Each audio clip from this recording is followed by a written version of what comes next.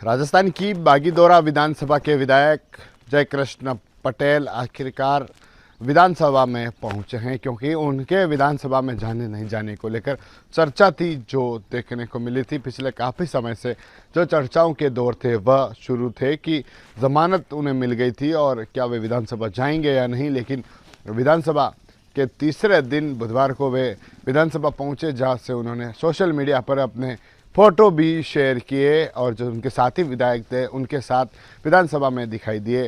जिस तरह से 4 मई को जो जयकृष्ण पटेल है, जिन्हें रिश्वत के आरोपों में एसीबी ने गिरफ्तार किया था और 2 से 3 महीने में वो जेल रहे, उसके बाद उनकी ज़मानत हुई, ज़मानत पर बाहर आए और उसके बाद चर्चाओं के दौर थे जो देखने को मिला था। और उसके बाद जब वे विधानसभा पहुँचे तो कहीं न कहीं चर्चा थी वह भी शुरू हो चुकी थी कि जयकृष्ण पटेल विधानसभा आ गए हैं।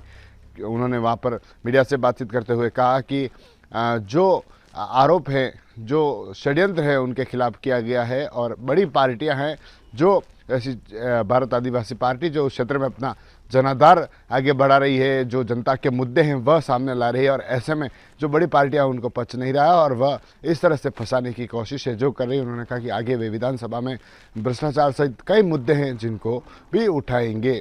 एक तरफ सदाचार कमेटी की रिपोर्ट को लेकर भी चर्चा है, वह बनी हुई है कि सदाचार कमेटी की रिपोर्ट तो जो विधानसभा अध्यक्ष है उनको सौंप दी गई है, लेकिन विधानसभा में उस रिपोर्ट को रखा जाना है, उसको लेकर भी चर्चाओं के दौर हैं। तो दूसरी तरफ उस सदाचार कमेटी की रिपोर्ट पर विधानसभा में बहस होगी, चर्चा है जो होगी, और दूसरी तरफ जयकृष्ण पटेल भी विधानसभा चले गए हैं।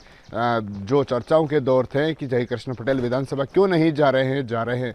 अगर पहले दिन वे विधानसभा में दिखे नहीं और जब एक दिन स्थगित रहा और अगला दिन जब फिर से हुआ तो वे विधानसभा पहुंचे और चर्चा है जो शुरू हो गई है। उनका कहना है कि जो फंसाने का काम है वह पार्टियां कर रही है और ऐसे में उन्हें भी कहीं न कहीं फंसाने का जो षड्यंत्र है वह किया गया है। एसीबी के माध्यम से जो षड्यंत्र है वह किया गया है और जो उनके क्षेत्र में जो भारत आदिवासी पार्टी है वह जनाधार जो बढ़ रहा है और कहीं न कहीं उन पार्टियों को ये जच नहीं रहा है कि इसका जनाधार कैसे बढ़ रहा है, और ऐसे में वह जो नेता हैं, जो काम करने वाले हैं, उनको फंसाने का काम कर रही है। और सदाचार कमेटी की रिपोर्ट पर भी अब चर्चाओं के दौर हैं कि कब उस रिपोर्ट को विधानसभा में रखेंगे और उस पर क्या फैसला होगा। टीवी 9 के लिए राजेश डांगी।